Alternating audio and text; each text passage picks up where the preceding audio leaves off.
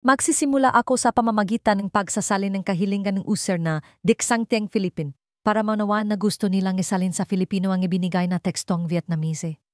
Pagkatapos, isasalin ko ang buwang tekstong Vietnamese mula sa source 1 hanggang 369 sa Filipino sisiguraduhin kong wasto at natural ang pagkakasalin. Sa huli, ibibigay ko ang kompletong salin sa Filipino para masagot ang kahilingan ng user. Ang sumusunod ay ang pagsasalin sa Filipinong ibinigay na teksto. Sa nakarang yugto, narinig ninyo ang tungkol kina Elena at Miguel. Dalawang batang lumaki nang magkasama sa Tagaytay, na pinaghiwalayang panahon at distansya. Akala mo itapos na ang lahat. Hanggang sa araw na muli silang nakita, ngayong matatanda na sila. Ang yugto 2 ay nagsisimula pagkatapos ang unang yakap na yon, kung kailan akala mo'y lahat ng sugat ay naghilom na. Ngunit sa huli, mas mahirap pa lang. Panatilihin ang isa at isa pagkatapos ang muling pagkikita kaysa sa paghahanap sa isa at isa. Akala ko noon kapag natagpuan na namin muli ang isa't isa, ang natitirang bahaging aming buhay ay magiging mga araw na payapa na lamang.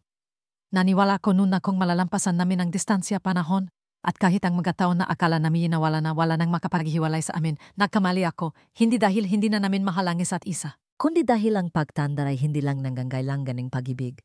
Kailangan din nito ang pasensya, pangunawa, at napakaraming tapang para tanggapin ang mga bagay na hindi na mababago. Sinimulan ni Miguel ang pagbuong kanyang proyekto sa community photography sa Tagaytay, tulad ng ipinanggako niya. Sa simula, ilang malilit na workshop lang ito kasama ang mga bata sa lugar. Pagkatapos ay unti-unting dumami ang mga voluntaryo, mga kabataan mula sa Maynila, Cebu at maging mula sa Davao na sumali. Ako naman pagkatapos makapagtapos, ay natanggap bilang teaching assistant sa isang universidad sa Quezon City.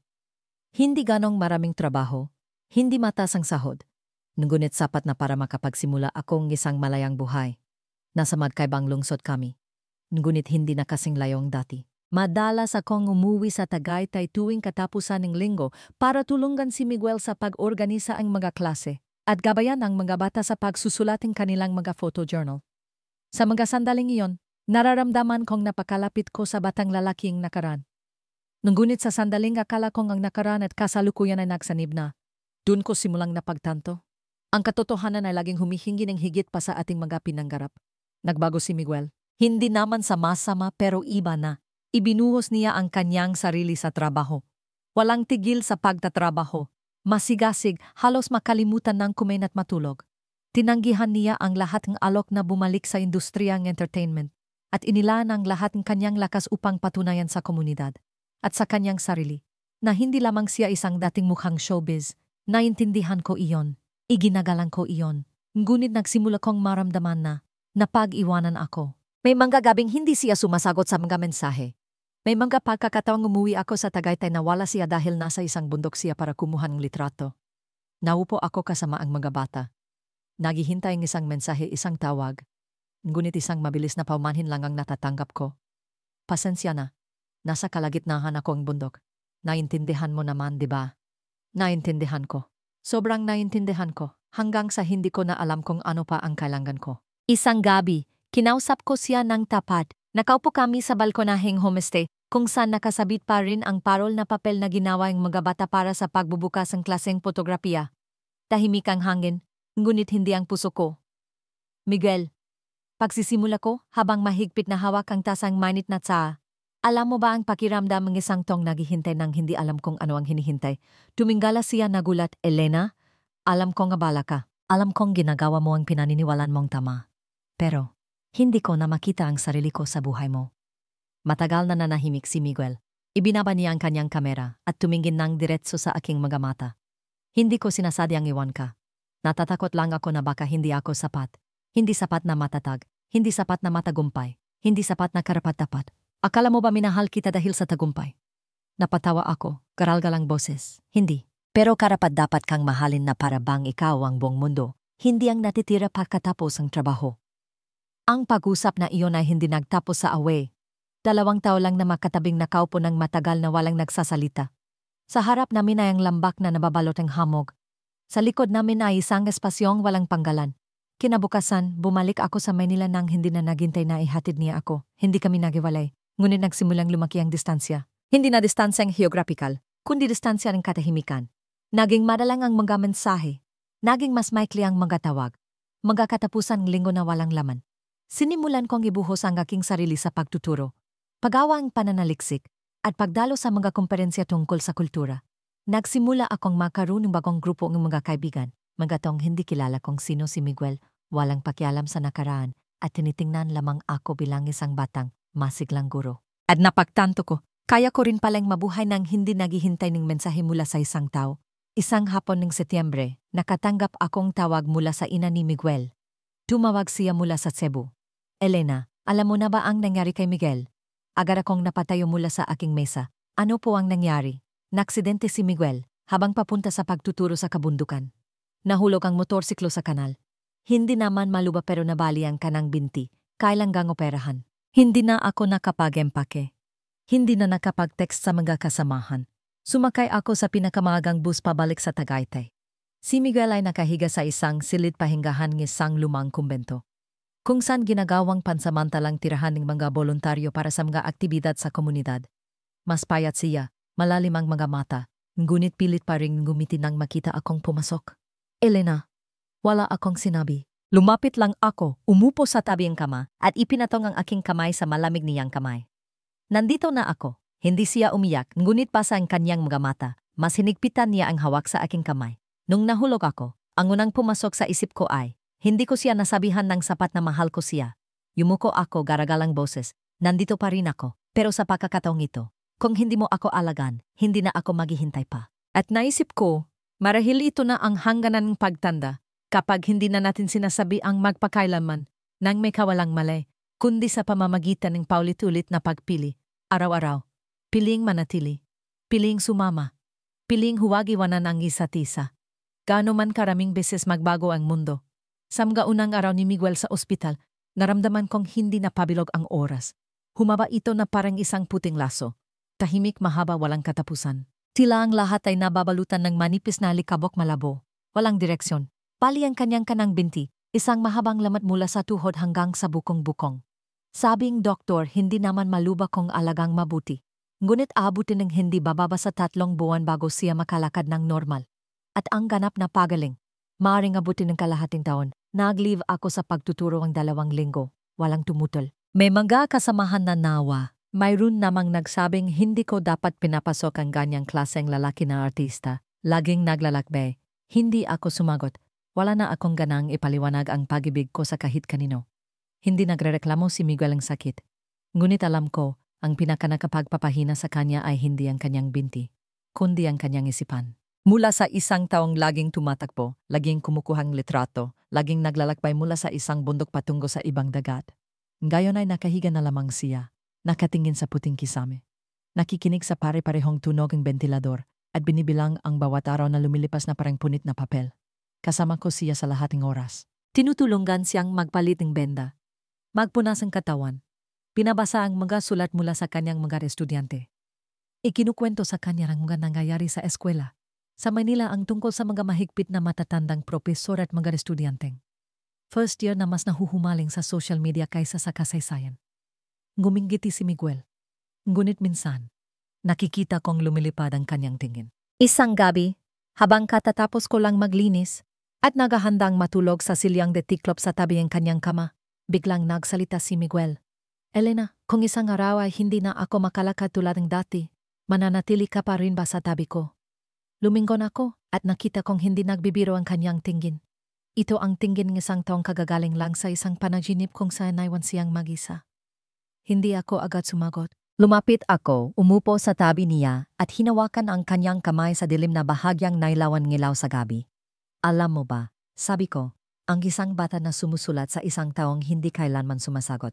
Ang kailangan niya ay hindi ang tugon, kundi ang pakiramdam na kahit walang nagbabasa, gusto pa rin niyang sumulat. Tumingin sa akin si Miguel, nang lalaki ang mga mata. Ganyan ako dati sa iyo, pagpapatuloy ko. Kaya't maglakad ka man o hindi, nandito pa rin ako. Pero kailangan kong isang bagay. Huwag mong hayang mawala ka sa iyong sarili. Pagkatapos ng araw na iyon, unti-unting nagbago si Miguel. Sinimulan niyang seryosohin ang physical therapy. Hindi lumiliban kahit isang sesyon. Sa simula ay mga kirot na nagpapapawis sa kanya. Pagkatapos, unti-unti na siyang nakalakad gamit ang saklay, at pagkatapos ay mabagal na paglakad na ang kaliwang binti ang nagsisilbing suporta. Bawat hakbang na ginagawa niya ay isang pagkakataong nakikita kong mas lumalapit siya sa taong mahal ko. Matatag, toto, at marunong magpahalaga sa mga bagay na hindi madaling panatilihin. Ngunit hindi lahat ay madali. Isang hapon ng Disyembre, dumalaw ang ina ni Miguel mula sa Cebu. Siya ay isang magandang babe, matalino, mayos manamit at may dalang hangin na hindi ko kinasanayan. Ang aura ng isang taong nawalan ng lahat at ayaw ng matalo muli. Tiningnan niya ako mula ulo hanggang paa at gumiti ng mapakla. Ikaw si Elena? Tumango ako. Ikaw pa rin pala ang batang babay nun. Ang galing mong mapanatili ang damdamin ng ganun katagal. Hindi ko alam kung dapat pa akong magpasalamat o tahimik na umatras. Pinalinggan niya si Miguel. Hanggang kailan ka mananatili dito? Ang proyektong fotografiya ay hindi makakabuhay sa hinaharap. Dati kang may kontratang milyon-milyon. Ngayon ay nakahiga ka lang dito sa Tagaytay. Hinahayang ang nobya mo ang magasikaso sa bawat pagkain mo. Hindi ka ba nahihiya? Hinigpitan ni Miguel ang hawak sa kamay ko sa ilalim ng mesa. Alam kong nag-alala ka pero alam ko ang ginagawa ko. Hindi mo alam, nagsasayang kang oras at hinihila mo ang ibang tao kasama mo sa pag-aksayang iyon. Huminga ako ng malalim. Tita, sabi ko, nangginginig ngunit malinaw ang boses. Pinili kong manatili dito dahil gusto ko. Walang humihila sa akin at hindi ko kailangan ng sinumang huminging paumanhin para sa aking kabutihan. Hindi na nagsalita pa ang ina ni Miguel. Ngunit sapat na ang sinasabing kanyang tingin. Hindi siya naniniwala sa akin. Hindi naniniwala sa amin. Pagkatapos ng pangyayaring iyon, naging mas tahimik si Miguel. Sinimulan niyang iwasan ang pag-usapan ang tungkol sa hinaharap. Hindi na niya binabanggit ang mga bagong klase. Hindi na binabanggit ang exhibit ng mga litrato. Nang tanungin ko, sinabi niya, gusto ko lang mag-focus muna sa paglalakad. Alam kong hindi iyon totoo. Natatakot siya. Nagsimula siyang maniwala sa mga sinabi ng kanyang ina. Na hinihila niya ako sa isang hindi tiyak na hinaharap. Na hindi sapat ang pag-ibig para makapagtayong bahay. Na ang mga pangarap ng kabataan ay maganda lamang kapag hindi pa nasasagasan ng bayarin sa kuryente at tubig, gamot at sismis. Nagsimula akong mapagod. Hindi dahil hindi ako mahal ni Miguel. Kundi dahil araw-araw, kailangan kong labanan ang mismong taong mahal ko. Para panatilihin ang kanilang paniniwala sa sarili. Isang umaga ng Enero, habang nagtitimpla akong kape, mahinang nagsalita si Miguel. Sa tingin ko, dapat ka nang bumalik sa Maynila. Magturo ka, ipagpatuloy mo ang iyong karera. Malapit na akong gumaling, kaya ko na ang sarili ko. Ibinaba ko ang tasa sa mesa, lumingon. Pinapalis mo ba ako? Hindi, pinapalaya kita. Dahil natatakot kang mahirapan ako? Dahil natatakot akong mawala mo ang iyong sarili kapag kasama mo ako. Gumiti ako, isang mapait na ngiti. Alam mo ba, sabi ko, ang pananatili ang nangangailangan ng tapang, samantalang ang pagbitaw, napakadali lang. Bumalik ako sa Manila. Sa unang pagkakataon sa lubang maraming taon, hindi ako nag-text kay Miguel nang umandar na ang tren. Umupo ako sa tabi ng bintana. Pinapanood ang bundok na unti-unting lumiliit sa likuran ko, ang mga ulap na marahang dumadan sa itaas. At sa loob ko, isang mahabang blangkong espasyo na parang pahinang kuwaderno na hindi pa nasusulatan. Hindi ko alam kung ito na ang katapusan o isang pansamantalang pagtigil. Ang alam ko lang, sa loob kong gayon ay hindi na ang batang babae na nagsusulat ng liham at itinatago sa ilalim ng kama. Ako ay isang babaeng nabuhay, nagmahal, nagalaga at napagod. At kailangan kong mabuhay para sa aking sarili kahit isang beses bago sumulat ng anumang iba pang pangako. May mga pag-alis na hindi nangangailangan ng palam. Walang luha, walang galit. Walang tumalikod, walang pumigil. Isang tao lang ang nagsabi, dapat mong mabuhay para sa iyong sarili. At ang isa naman ay tahimik na tumango. Ganyan kami nakahiwalay. Pagbalik sa Maynila para akong nagising mula sa isang panaginip. Lahat ay naroon pa rin. Ang kwarto sa ikalawang palapag ng dormitoryo, ang bunton ng mga libro sa mesa, ang lumang backpack na gasgas na ang strap, ang dilaw na ilawan sa mesa na madalas kong gamitin kapag nagwawastong mga pagsusulit sa gabi. Wala na lang si Miguel. Sinubukan kong mamuhay na parang normal na tao. Nagtuturo, dumadalaw sa mga kumperensya, nagsusulat ng pananaliksik. Nakikipag-usap ako sa mga kasamahan, sinasagod ang mga email ng mga estudyante, namimili sa supermarket tuwing Biyernes ng hapon, naglalaba tuwing Linggong umaga. Natuto akong maging abala. Hindi dahil hindi ako nasasaktan, kundi dahil natatakot ako na kung makakaroon akong isang minutong libre. Malala ko siya ng sobra na hindi ako makahinga. Hindi rin nakipag-ugnayan si Miguel. Walang ni isang text, walang ni isang tawag, walang ni isang larawang na post sa social media. Ngunit alam kong buhay pa rin siya. Narinig ko ang balita mula sa ilang kakilala sa Tagaytay. Nagbukas siyang online class sa paguhang litrato. Nakipagtulungan sa isang non-government organization. Nagsimula siyang magsulat ng blog na nagbabahagi ang kanyang karanasan sa pagaling mula sa aksidente na maraming nagka-interes. Ilan sa kanyang mga sinulat ay naging viral. May mga nag-imbita sa kanya para sa isang panayam. Pinasa ko lahat. Sa ilalim ng isang hindi kilalang username. Walang like, walang komento. Ngunit bawat salita ay tumatago sa isang malalim na bahagi sa akin. Minsan, isang estudyante sa klase ko ang nagtanong, "Ma'am, naramdaman niyo na po ba na mahal niyo ang isang tao, pero alam niyong hindi kayo pwedeng magkasama?"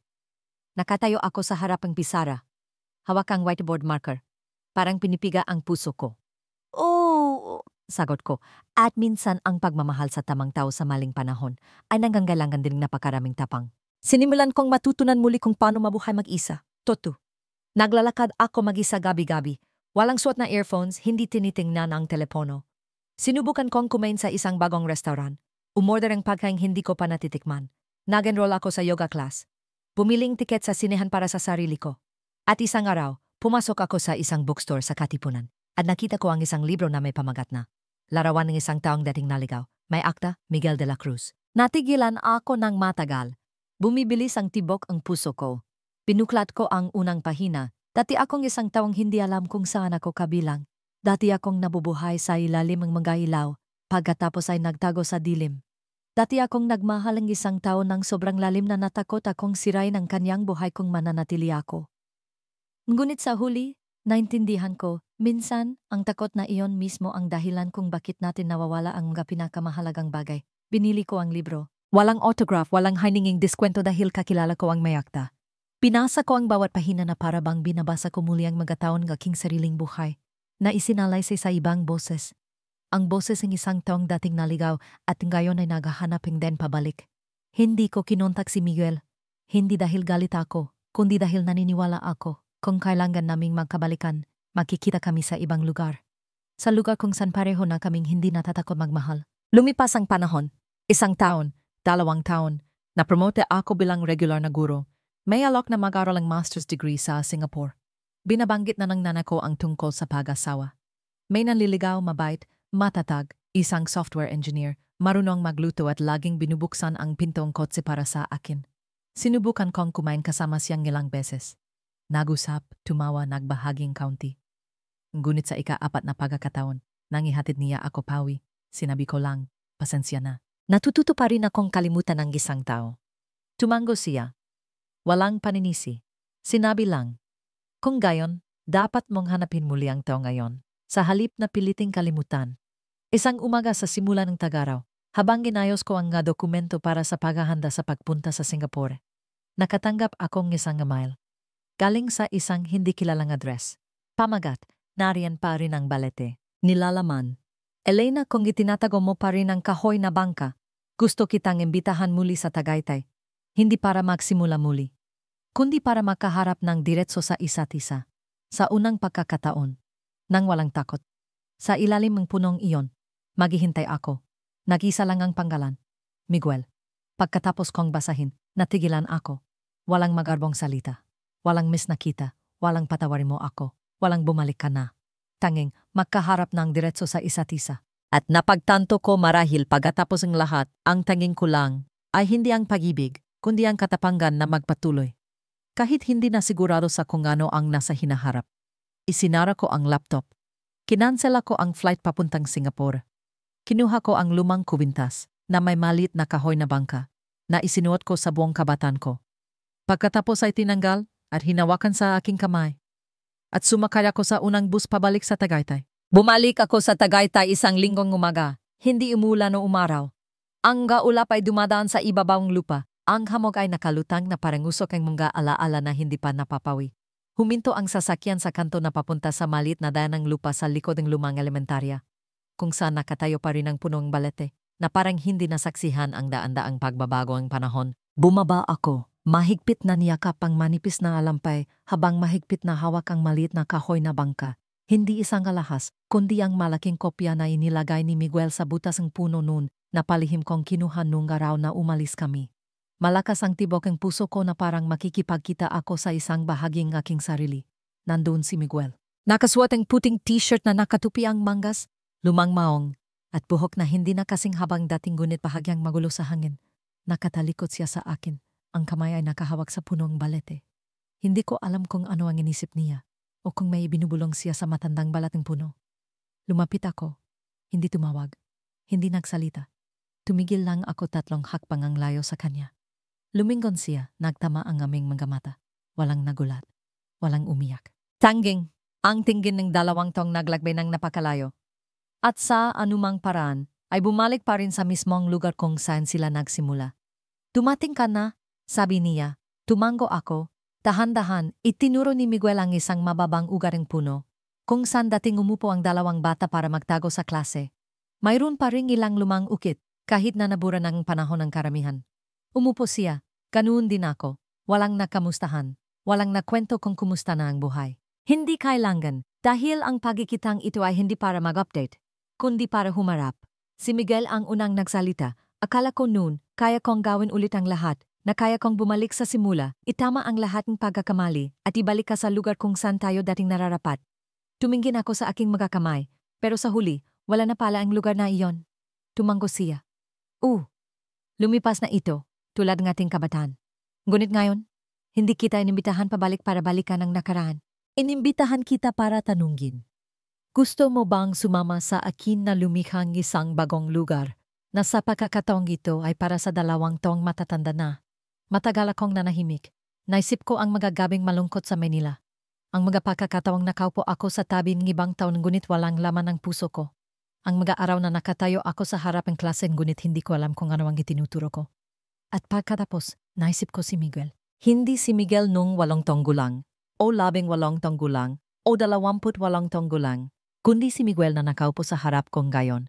Hindi perpekto. Hindi puno ang kumpiyansa, hindi nanggangako ang malalaking bagay. Ngunit tapat na nagtatanong. Huminga ako ng malalim. Hindi na ako ang babaeng nagsusulat ang liham na itinatago sa ilalim ng kama, sabi ko. Alam ko. At ayokong mabuhay sa mga alala. Ako rin. Kung gayon, tumingin ako ng diretso sa kanyang mata. Magsabi ka ng malinaw, ano ang gusto mo sa akin, Miguel? Nangumiti si Miguel. Isang mahinang nangitin ngunit hindi umiwas. Gusto kong makasama ka. Hindi bilang isang taong nanggangakong hindi ka palulungkutin. Dahil alam kong tiyak na may mga araw na malulungkot ka. Kundi bilang isang taong upo sa tabi mo kapag malungkot ka at hindi aalis. Kinagat ko ang aking labi. Nanginggilid ang luha sa aking mga mata. Hindi ko kailangan ng panggakong panghabang buhay, Miguel. Ang kailangan ko lang, kung may isang araw na maligaw ako, ikaw ang huling taong mananatili para ihatid ako pabalik. Maaring hindi ko alam ang dan, sabi niya, pero maliligaw ako kasama mo. Napatawa ako sa gitna ng mga luha, at sa unang pagkakataon, hindi ako nasaktan ng banggitin ng mga nawala. Dahil ang taong kailangan kong hanapin muli, ay nasa harap ko na, hindi sa alala kundi sa kasalukuyan. Kinuha ko ang kahoy na bangka sa aking bulsa, at ibinigay sa kanya. Naalala mo pa ba ang sinabi mo noon, na ito ay bangka ng pagkakaibigan? Tumango si Miguel. Ngayon, hindi na ito bangkang pagkakaibigan. Ito ay isang bangka na kailangan nating sagwanan ng makasama. Walang mananatiling nakatayo. Walang tatalon sa gitna ng agos. Hinigpitan ni Miguel ang hawak sa aking kamay. Kung gayon sa pagkakataong ito, sumagwan tayo pasulong. Hindi na paikot-ikot sa lawang tal. Nanatili kaming nakaupo ng ganun katagal hanggang sa nagsimulang bumabarang araw sa likod ng mga bundok. Ang liwanag ay tumatagos sa mga puno at nagukulay. Ginto sa bawat bahaging lupa. Marahang umihip ang hangin. Ang mga dahon ng baletira yumugoy na parang tahimik na palakpak ng alaala. Walang kailangang musika sa likuran. Walang kailangang pag-iyak. Isang beses lang na pagtingin sa isa't isa ng may kapanahunan at pagpiling magpatuloy ng makasama. Hindi dahil sa panggako, kundi dahil sa kusangloob. May nagsabi nun, madali ang magmahal. Mahirap ang manatili. Hindi ko ganong inisip iyon hanggang sa naranasan ko mismo. Pagkatapos ng araw na nakita kami sa ilalim ng lumang punong balete, hindi kami nakabalikan ni Miguel sa romantikong paraan na inakalang gataw. Walang bulaklak, walang singsing na panggako, walang kantang tumutugtog sa isang maliit na kapihan, nakasundo lang kaming. Magsimula muli. Mula sa isang mas totong bersyon, hindi ganong mapanggarapin, ngunit mas tiyak. Nagrenta kaming isang maliit na bahay sa labas ng Tagaytay. Mga 10 minutong lakad mula sa sentro. Hindi bago ang bahay. Medyo luma na nga, ngunit sapat ang liwanag. May balkonahe na nakaharap sa mga burol. At isang magandang kusina kung saan maaari kong lutuin ang paboritong sopas ni Miguel tuwing katapusan ng linggo. Pinanggalanan namin itong bahay para sa 2 Sa simula, hindi talaga naging mayos. Ako ang magang gumigising. Si Miguel naman ay madalas magtrabaho hanggang gabi. Gusto kong kalinisan, samantalang siya naman ay. Sabihin na nating malayang magkalat. May mga umagang papasok ako sa sala at makikita kong nakakalat ang tripod sa danan. Ang kapeng tinimpla ay nanlamig na sa mesa at ang memory card ng kamera ay nasa gilid ng lababo. Humihinga ako ng malalim, naglilinis. Hindi nagrereklamo, ngunit sapat na ang tingin ko para malaman ni Miguel. Isang gabi, habang naghuhugas ako ng mga plato na ginamit niya para sa kanyang vlog, sinabi ni Miguel. Pakiramdam ko, kasama ko sa bahay ang aking class advisor. Lumingon ako, seryoso ang boses. At ako naman pakiramdam ko kasama ko ang isang pasaway na estudyante. Pareho kaming natahimik, tapos tumawa. Hindi tumawa para kalimutan, kundi tumawa dahil napagtanto namin, magkaiba kami, sobrang magkaiba. At kung hindi namin matututo ng mamuhay kasama ang pagkakaibang iyon, ang bahay ay hindi kailanman magiging tahanan. Nagsimula kaming magtaktang mga dinakasulat na batas. Bawat isa ay may sariling sulok. Mayroon akong mesa sa mezzanina. Si Miguel naman ay may mini studio sa ibaba. Isang gabi bawat linggo, may karapatan akong sabihin ang lahat, habang si Miguel ay makikinig lamang. Sa susunod na linggo baliktad naman. Isang araw bawat buwan, inilalaan namin para maligaw. Walang plano, walang telepono, maglalakad lang ng magkasama, kung saan man kami mapadpad. Na parang dalawang bagong magkasintahan. Ang mga batas ay tila simple. Ngunit ang mga malilit na bagay na ito ang tumulong sa amin na hindi lamunin ang isa't isa at hindi rin masyadong magkalayo. Minsan na-pressure ako sa trabaho hanggang sa gusto ko ng sumuko. Isang pananaliksik ang binatikos ng husto. May kompetisyon sa mga kasamahan. Walang pakialam ang mga estudyante. At naramdaman kong nabubuhay ako sa isang walang kabuluhang buhay. Umuwi ako sa bahay, walang sinabi. Humiga lang sa kama at humarap sa pader. Pumasok si Miguel, hindi nagtanong, hindi naganalisa, marahan lang na naglagay ng isang tasang mainit na tsa sa mesa. Pagkatapos ay humiga siya sa likuran ko. Hindi dumikit, pumulong lang, hindi ka walang kabuluhan. Masyado lang maingay ang mundo minsan para marinig mo ang iyong halaga. Umiyak ako sa unang pagkakataon sa lubang maraming taon. Umiyak ako hindi dahil sa paghihiwalay, hindi dahil sa sakiting pag-ibig, kundi dahil naintindihan ako ng isang taon nang hindi ko kayang sabihin sa salita. Isang araw, inalok si Miguel na maging endorser muli ng isang malaking brand ng pabango. Isang pagkakataon na makabalik siya sa entablado sa mga bagay na dati niyang pinapangarap. Ngunit nanggangahulugan yon na madalas siyang kailangang nasa Maynila, palaging naglalakbay at minsan ay wala sa bahay ng ilang linggo. Hindi ko siya pinigilan. Ngunit nanahimik ako. Napansin iyon ni Miguel. Sabi niya, alam kong iniwan kita dati dahil sa karir. Ngayon, ayoko ngang bagong karir na ito ang maging dahilan para muli mong burahin ang sarili mo sa kwento. Tumango ako, basta. Kung mapagod ka, tandaan mo, ang bahay na ito ay hindi para magpahinga, kundi lugar para magsimula muli. Tumingin siya sa akin, ang tingin niya ay mas totoo kaysa sa anumang pangako. Ganyan kami namuhay, araw-araw, linggo-linggo, buwan-buwan, hindi sa walang away. Mayroon, mga pagtatalo mula sa pera, sa paraan ng pagpapalaki ng mga anak ng kapitbahay, hanggang sa kung sino ang dapat maghugas ng pinggan ngayon. Minsan 2 araw kaming hindi nag-usap, minsan naman ay nagtataasan ng boses dahil lang sa isang salitang hindi sinasadya. Ngunit ang pagkakaiba ay, pagkatapos ang bawat pagkakataong iyon, bumabalik kami sa isa't isa hindi dahil sa pag-ibig, kundi dahil sa pagpili. Pinipili naming magparawad, pinipiling manatili, pinipiling magsimulang muli kahit walang pumipilit. Isang taon pagkatapos, nag-organisa si Miguel ng isang exhibit ng mga litrato na may pamagat na ang Danpawi na walang nagbabantay. Kung saan ipinakita niya ang mga larawan ng mga taong naninirahan sa paligid. Ang Bulkang Taal, mga taong nawala ng bahay, nawala ng mga mahal sa buhay, ngunit nakabangon pa rin. Nakatayo ako sa tabi niya sa pagbubukas ng exhibit, hindi bilang nobya ang artist, kundi bilang isang taong nakasaksi sa bawat kuha, sa bawat pagpili, sa bawat pagprint, sa bawat gabing nagpupuyat siya sa maliit na studio. Nang tanungin ng isang reporter, ano sa tingin mo ang nakatulong sa iyo na malampasan ang lahat ng pagsubok sa iyong buhay para marating ang araw na ito? Tumingin lang si Miguel sa akin at sinabing, dahil minsan na akong nawalan ng isang tao, at nang bumalik siya, hindi ko na kailanman minalit ang anumang bagay. Noong gabing iyon, nang kaming dalawa na lang ang nasa kusina, nagsalin akong 2 basong red wine at inilagay sa mesa. Nagpatugtog si Miguel ng jazz. Malumanay ang ilaw, at marahang tumunog ang pagtatamang mga baso. Masaya ka ba? Tanong niya. Tumango ako. Hindi yung kaligayahang nagsasaboing bulaklak, kundi kaligayahang nabubuhay ng toto. Araw-araw, hinawakan ni Miguel ang aking kamay. Kung gayon, magtayo tayo ng isa pang silid para sa hinaharap. Gumiti ako, isang tutong ngiti. Sige, pero tandaan mo, ang hinaharap ay hindi isang lugar, kundi isang bagay na itinatayo natin araw-araw. Iyon ang aming tahanan, hindi malaki, hindi magara, hindi perpekto. Ngunit ito ay itinayo gamit ang pasensya, kabutihan luha, at kahit ang mga araw na tila hindi na kayang magpatuloy. Doon tuwing umaga, ako ang unang gumigising, nagtitimpla ang kape. Bababa si Miguel, magulo ang buhok, hahalik ng marahan sa aking at sasabihin, magandang umaga, kaibigan ng lahat ng bersyon ko noon. At nagingiti ako, ilalagay ang aking kamay sa kanyang dibdib, pakikinggan ang tibok ng kanyang puso, na para bang pinakikinggan kong muli ang bawat sulat na isinulat ko, bawat pangarap na pinanggarap ko, bawat panggakong hinintay ko, ngayon nabubuhay muli. Akala ko noon, kapag sapat na ang pagmamahala ng 2 tao at marami na silang pinagdaan ng bagyo, tapos na ang pinakamahirap. Nakamali ako.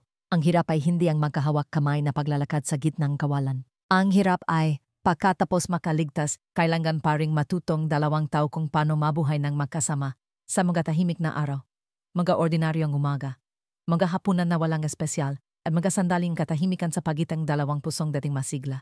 Nang gayon ay nagsisimula ng mapagod. 3 taon pagkatapos naming magsama, kami ni Miguel ay nasa maliit pa ring bahay sa Tagaytay. Mahal pa rin namin ang isa't isa. Ngunit ang pag-ibig na iyon ay hindi na madaling makilala sa isang hawakang kamay o sa isang tingginan sa gitnang mataong palengke. Ito ay tahimik, tulad ng isang sa pagkatapos ng ulan. Hindi na ganong malon, ngunit patuloy pa ring dumadaloy. Nagtuturo akong part-time. Hindi na ako nakatira sa dormitoryo. At hindi na rin ako naghahangad ng mga paranggalo mas mataas na antas ng edukasyon. Pinili ko ang isang mas magaan na takbo ng buhay para sa hapon ay may sapat na oras para mamalengke, magdilig ang halaman at magbasa ng libro sa beranda. Si Miguel naman ay kabaligtaran. Mas lalo siyang naging abala sa kanyang trabaho. Sunod-sunod ang mga proyekto. Ang kanyang mga litrato ay hindi lang sa Manila ipinapakita kundi pati na rin sa Singapore, Tokyo at maging sa New York. Palagi siyang naglalakbay. May buwan na 2 beses lang siyang umuwi tuwing katapusan ng linggo. Sa bawat pag-uwi niya, mahigpit niya akong niyayakap. Ang kanyang katawan ay may dalang amoy ng malalayong lugar. Amoy ng bagong libro, kamera, kape, ambon at pagod. Hindi ko siya sinisisi. Ngunit nagsimula akong makaramdam ng distansya. Isang gabing Hulyo, habang katatapos ko lang maghanda ang hapunan. Si Miguel ay nasa online meeting pa rin. Kumain ako mag-isa. Nakasindi pa rin ang ilaw sa kanyang opisina. Maririnig ang kanyang boses na pinahalong Ingles at ilang salitang Tagalog, at ang tunog ang pag-type sa keyboard. Hindi ito ang unang pagkakataon, pero sa pagkakataong ito, nasamid ako. Ibinaba ko ang aking mga kubyertos at pumunta sa balkonahe. Mahinang bumabagsak ang ambon. Ang ilaw sa kalye ay nagreflekta na parang maliliit na bilog ng liwanag. Natanong ko sa aking sarili, ito pa ba ang pag-ibig? O 2 tao lang na nakatira sa isang bubong, may pagalang sa isa't isa, ngunit unti-unti nang, hindi na makatugma. Hindi ko sinabi, hindi rin nagtanong si Miguel. Natutulog pa rin kami sa tabing isa't isa gabi-gabi. Ngunit may mga gabing nakatalikod ako sa kanya at lihim na umaasa ang puso ko na yayakapin niya ako mula sa likod. Hindi niya ginawa, marahil dahil hindi niya alam. Marahil dahil sobrang pagod na siya. Hindi ko siya sinisisi, ngunit nalulungkot ako. Isang araw, pagkatapos niyang bumalik mula sa Cebu, may nakita akong kakaibang bagay sa kanyang backpack. Isang malit na itim na kuwaderno, may takip na katad at may nakasuksok na ilang magaspang na printing litrato. Hindi ko sinasadyang tingnan. Pero habang naliligo siya, binuksan ko ito. Ang larawan ay ng isang babae. Hindi malinaw ang mukha, ngunit pamilyar ang tindig. Nakatayo siya sa harapang dagat. Nakatalikod at nililipad ang hangin ng kanyang puting bestida. May isang linyang nakasulat sa ilalim ng larawan. Hindi niya alam na may nakatingin pa. Isinara ko ang kuwaderno. Natigilan. Noong gabing iyon, hindi ako makatulog. Hindi dahil sa selos, kundi dahil sa unang pagkakataon sa lubing maraming taon. Natakot ako na baka hindi na ako ang nagisang nasa tingin niya. Kinabukasan, nagtanong ako. Sino ang babasa litrato? Natigilan si Miguel, hindi itinanggi, ngunit hindi rin agad nagpaliwanag. Kasama ko siya sa trabaho sa Cebu. Nag-survey kami ng lokasyon at ako. Nantig ako sa sandaling iyon. Tumingin ako ng diretso sa kanyang mga mata. Kung gayon, inisip mo ba siya? Hindi agad sumagot si Miguel. At ang katahimikang iyon ay mas masakit pa kaysa sa isang pag-amin. Hindi kami nagawe. Hindi nagsigawan, Ngunit nagsimulang magkaroon ng distansya ang kapag nanay may dalawang cellphone na nakalagay sa gitna. Ang mag-ausapan ay tungkol na lamang sa trabaho. At pagsapit ng gabi, nakatalikod ako sa bintana habang si Miguel ay nakahiga na parang bato sa likuran ko. Nagsimula akong magtanong ano ang pinanghahawakan ko dito? Isang bahay, isang alala, o isang taong hindi nasa akin? Isang gabi, pagkatapos kumain sinabi ko, kailangan nating mag-usap. Tumango si Miguel, ngunit pagod ang kanyang mga mata. Alam kong ayaw niyang mag-usap. Hindi dahil hindi niya ako mahal, kundi dahil natatakot siya na kung mag-usap kami, hindi na magiging katulad ng dati ang lahat. Ako ang nagsimula. Ayokong manirahan sa isang bahay kung saan hindi ko na nararamdaman na nakikita ako. Na nahahawakan, na pinakikinggan, na nahimik si Miguel. Nagpatuloy ako. Maari kang magpatuloy sa iyong mga pangarap. Hindi kita pipigilan. Pero kung lalayo ka ng sobra na hindi mo na ako makita sa tabi mo, hindi na ako. Sigurado kung gusto ko pang manatili dito. Ibinagsak ni Miguel ang kanyang ulo sa kanyang mga kamay. Matagal na matagal. Pagkatapos ay mahina siyang nagsalita. Pasensya na. Akala ko, sapat na ang umuwi ako. Umiling ako basa ang mga mata. Hindi sapat na umuwi lang. Kailangan mong maging present. Kailangan mong totoong naroon. Noong gabing iyon, magkatabi kaming nakaupo hanggang hating gabi. Hindi namin naayos ang lahat. Ngunit sa unang pagkakataon sa lubeng mahabang panahon, nakita kong umiyak si Miguel.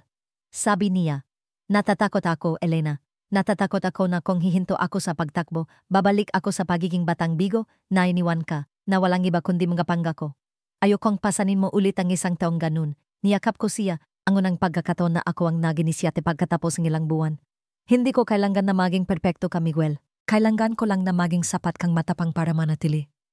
Kahit na sa tingin mo ay wala ka nang dapat panghawakan. Hindi kami nanggako na magiging maayos agad. Ngunit mula sa araw na iyon, pinili naming bumalik sa isa't isa sa isang mas totoong paraan. Binawasan ni Miguel ang kanyang schedule. Naging mas bukas ako para maintindihan ang kanyang trabaho. Nagpunta kami sa couples counseling isang beses sa isang buwan. Hindi para ayusin ang isa't isa, kundi para matutunan muli kung paano mag-usap.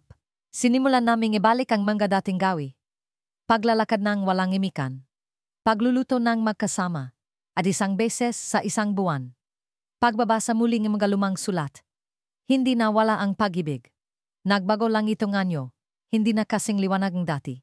Ngayon, ito ay parang isang malit na lampara de gas na sinisindihan araw-araw ang pasensya, pangunawa at panggako. Isang bagay na hindi binibigkas.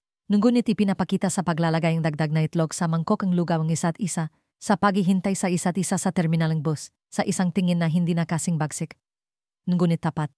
Akala ko dati, ang pag-ibig kapag nasa stable na yugto ay magdadala ng kapayapaan. Ngunit sa huli, kapag nagsimula ng mamuhay ng payapa ang tao sa tabi ng isa't isa, ang tanong ay hindi na mahal pa ba natin ang isa't isa. Kundi, pagkatapos ng pag-ibig, ano pa ang natitira? 5 taon na kaming magkasama. Hindi naghiwalay, dahil hindi naman kami napakasal. Hindi naghiwalay, dahil hindi na kami muling nakahiwalay. Ngunit, hindi rin kami kailanman nagpasya na magtali. Tinatawag kami ng mga kapitbahay na mag-asawa. Ang koreo ay nagpapadalang sulat na may parehong panggalan. Ang kay na malapit sa amin ay nagbibigay pa rin ng bill para sa dalawa kahit magkaiba ang in-order namin ni Miguel. Isang tanghali, habang kami ni Miguel ay dumadalaw sa isang dating kaibigan, nagtanong siya, hindi pa ba kayo nagpapakasal? Ngumiti si Miguel, ngumiti rin ako. Ngunit sa kotse, pauwi walang nagsasalita. Alam ko, oras na para mag-usap. Nung gabing iyon, pagkatapos kumain, hinawakan ko ang kamay ni Miguel. Ano ang tingin mo sa pagpapakasal? Matagal akong tinitigan ni Miguel, hindi nagulat, ngunit tila may malalim siyang pinag-isipan. Gusto ko dati, sobra, isang maliit na kasal, nakasuot kang puting bestida. Ako naman ay naka-gray na polo, may hangin, may punong balete, at ilang kamag-anak. Ngumiti ako ng bahagya, at ngayon, huminga si Miguel, dahan-dahan. Hindi ako sigurado. Bakit? Dahil natatakot ako, na kapag may panggalan na, magsisimula na tayong magpahalaga ng sobra. Naintindihan ko. May mga bagay na, kapag tahimik pa, ay magan. Ngunit kapag nilagyan na ng label, nagsisimula ng matakot ang mga tao na mawala ito. At mula sa takot na mawala mali ang paraning paghawak. Nanahimik ako, hindi dahil malungkot, kundi dahil kailangan kong mag-isip. Pagkaraning 3 linggo, tumawag ang nanay ko. Hanggang kailan pa ba ako maghihintay na makaswat ang barot saya sa kasal mo? Nagumiti ako. Palagi niyang sinasabi iyon. Mahinahon ngunit tumatagos. Lumingon ako kay Miguel na nag-edit ng mga litrato sa malit na studio.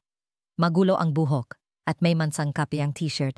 Iyon ang tawang mahal ko, hindi dahil sa mga ginagawa niya para sa akin, kundi dahil siya ay isang hindi perpektong bersyon, ngunit laging toto. Nung gabing iyon, sinabi ko kay Miguel, kung magpapakasal tayo, hindi ko kailangan ng puting bestida. Walang party, walang singsing. Gusto ko lang isang pangako na nakasulat, hindi para ipahayag, kundi para ako mismo ay malala. Ibinaba ni Miguel ang kanyang kamera. Tahimik. Natakot ako dati na kapag nagpakasal tayo, magiging tulad tayong mga magulang ko. Magkasama sa bahay, walang pinag-usapan kundi kumain ka na ba. Ngunit marahil, hindi iyon dahil sa kasal, kundi dahil tumigil na silang pili ng isa't isa araw-araw. Tumango ako. Kung gayon, kung magpapakasal tayo, manggako tayong hindi titigil sa pagpili sa isa't isa. Inabot ni Miguel ang kanyang kamay. Ipinatong ko ang aking kamay sa kanya. Wala na kaming sinabi pa. Isang buwan pagkatapos, nagpakasal kami. Walang restaurant, walang MC. Dalawang matalik na kaibigan lang. Isang matandang may-aring bookstore bilang saksi at ang lumang punong balete bilang backdrop. Nakasuot akong simpleng bestidang kulay krema. Si Miguel naman ay nakaputing polo. Pareho kaming nagsulat ng aming mga panata sa kamay na hindi ipinapaalam sa isa't isa. Nang ako na ang magbabasa ng aking panata, tumingin ako sa mga mata ni Miguel at sinabi, kung may araw na wala ka nang may bibigay, upo pa rin ako sa tabi mo. Kung may araw na hindi ko na malala kung sino ako, ikwento mo sa akin. May isang babaeng nagdago ang isang kahoy na bangka sa lubing 10 taon. At kung isa sa atin ang mapagodang pa, hihinto ang isa, maghihintay, walang aalis. Matagal na nanahimik si Miguel pagkatapos noon. Pagkatapos ay binasa niya ang kanyang panata. Hindi ako manggangga kung hindi kita paluluhain. Manggangga ko lang ako sa bawat pagiyak mo, upo ako sa tabi mo. Walang paliwanag, walang dahilan, nandun lang.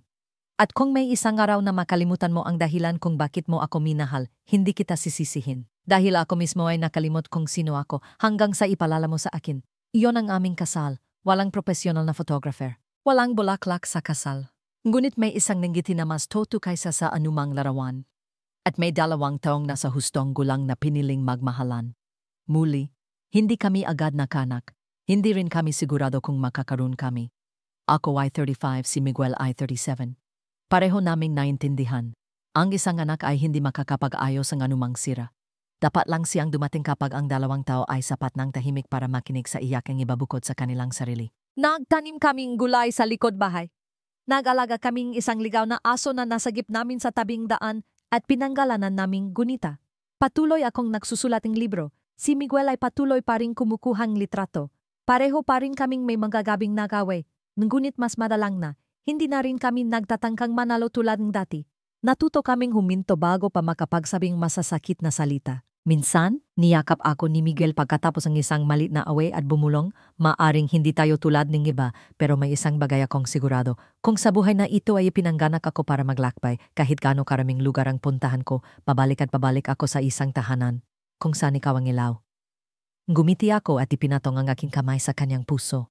At nandun ako, hindi naghihintay. Hindi pumipigil, kundi nandun pa rin. Ang pag-ibig sa pagtanda ay hindi manggay. Walang maraming magagandang larawan para i-post. Walang nagahagis ang bulaklak. Walang nainggit. Ngunit ito ay isang bagay na nagpapainit sa sarili tuwing umaga pagising kapag ang kamay ay nasa kamay pa rin ng iba. Hindi dahil sa nakasanayan, kundi dahil pinili. Isinulat ko ang galinyang ito isang maulang hapon ng Hunyo. Sa labas ng beranda, ang maliit na punong balete na itinanim namin 10 taon na ang nakalilipas ay halos sabot na ang bubong. Berde pa rin ang mga dahon, ang hangin ay dumadaan pa rin sa bawat siwang na lumilikhang isang malumanay na kaluskos tulad ng haninga ng mga alalang walang panggalan. Si Miguel ay nasa silid, pinabasa muli ang draft ng kanyang bagong photobook. Siya pa rin iyon, nakasalamin pa rin kapag nagbabasa, nakataas pa rin ang mga paa sa upuan sa isang magulong paraan at nakakunot pa rin ang no kapag nakakakita ang maling spelling. At ako, mayroon ng puting buhok. Hindi na kasing bata ni Elena na laging nakaupo sa tabing bintana at naghihintay sa pagbabalik ng isang tao. Ngunit sa aking puso, hindi ko pa naramdamang tumanda. Dahil tuwing umaga, pagmulat ng aking mga mata, lumingon ako at nakikita ko siya, ang taong hinintay ko, pinitawan ko, at minahal kong muli mula sa simula, na nakahiga sa tabi ko. Ngayong taon, ipinagdiriwang namin ang 10 taon ng aming pagsasama. Walang party kailanman. Sabi ni Miguel, hindi tayo bagay sa mga bulaklak sa kasalat chandelier. Sa ngayon ako, isang bagay lang ang ginawa namin, ipinaprint muli ang mga lumang sulat. Pareho kaming umupo ng isang linggo, pinipili ang galin niyang isinulat, itinago at iningatan. May sulat mula sa akin nung 13 anyos ako, may sulat na isinulat ni Miguel nung kababalik niya lang sa Cebu mula sa Tagaytay na hindi niya kailanman naipadala. Ginawa namin itong isang manipis na libro. Kulay kape ang pabalat, may maliit na nakasulat, ang mga bagay na dating nagpanatili sa atin na magkasama. May nagtanong, ilang taon na kayong magkasama, hindi ba kayo nagsasawa sa pag-ibig? Palagi akong guminggiti. Dahil ang pagsasawa sa pag-ibig ay isang pariralang wala na sa aming diksyonaryo. Nakaroon kaming mga taon na hindi na romantiko. Nakaroon ng panahon na hindi na kami nakahawakan ng kamay. Hindi na naalala ang mga anibersaryo. Natulog kami ng magkahiwalay ng ilang araw dahil sa isang maliit na hindi pagkakaunawaan. Ngunit hindi kami nagsawa sa pag-ibig. Nagbago lang kami sa isang uring damdamin. Na mas may kapanahunan, isang damdamin na hindi kailangang kumpirmahin araw-araw, ngunit pinapalago pa rin ang presensya. Minsan nakasakit ako ng malubha at na-ospital ng halos isang linggo. Hindi umalis si Miguel sa ospital kahit isang hakbang. Dinala niya ang kanyang kamera at habang inalagaan ako, kumuha siya ng mga sandaling mga taong naghihintay sa pagising ng kanilang mga mahal sa buhay. Tulad niya, tinanong ko, bakit hindi ka umuwi para magpahinga? Hindi mo kailangang umupo dito buong araw. Umiling lang si Miguel. Natatakot ako. Kung magising ka at hindi mo ako makita, isipin mong nag-isa ka. Hindi ako nagsalita. Ngunit napakainit ng aking puso. Alam ko, kung may huling pagkakataon akong makita ang isang tao bago ako pumikit, si Miguel ang pipilin ko. Bawat taon bumabalik pa rin kami sa lumang punong balete, kung saan ko inukit ang aking panggalan sa tabing panggalan niya. Ngayon ito ay isang malit na parke na may mga batong upuan at isang karatula na nagsasabing ito ay isa sa mga pinakamatandang puno sa rehiyon. Madalas akong kinukuhanan ng litrato ni Miguel na nakatayo sa tabing puno. Bawat taon, sa parehong lugar, sa parehong tindig, nag-iba lang ang kulay ng buhok at mga kulubot. Nagtanong ako, hindi ka ba nagsasawa taon-taon pareho ang kinukuhanan mo? Nung gumiti si Miguel, hindi, dahil hindi ka kailanman pareho, bawat taon lalo kang gumaganda.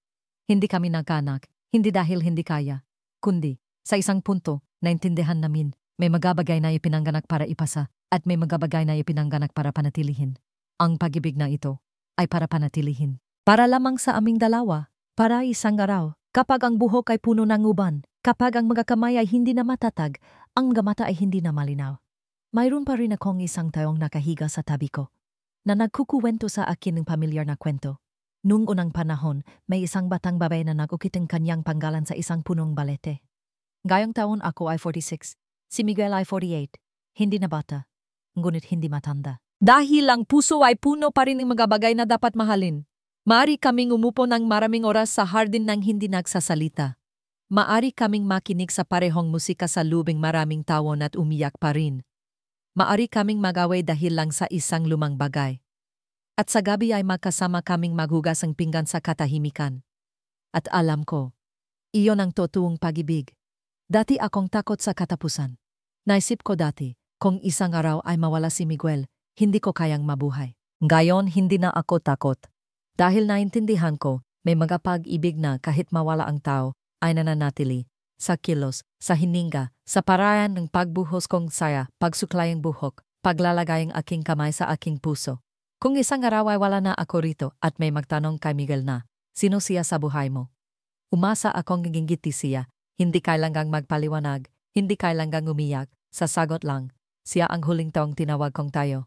Sa gitna ng mga katahimikan at distansya, nagsimula akong matakot. Nasa pagkakataong ito kung magkahiwalay kami muli. Wala nang dayan pabalik. Salamat sa iyong pakikinig. I-follow ang channel para sa mga susunod na bahagi.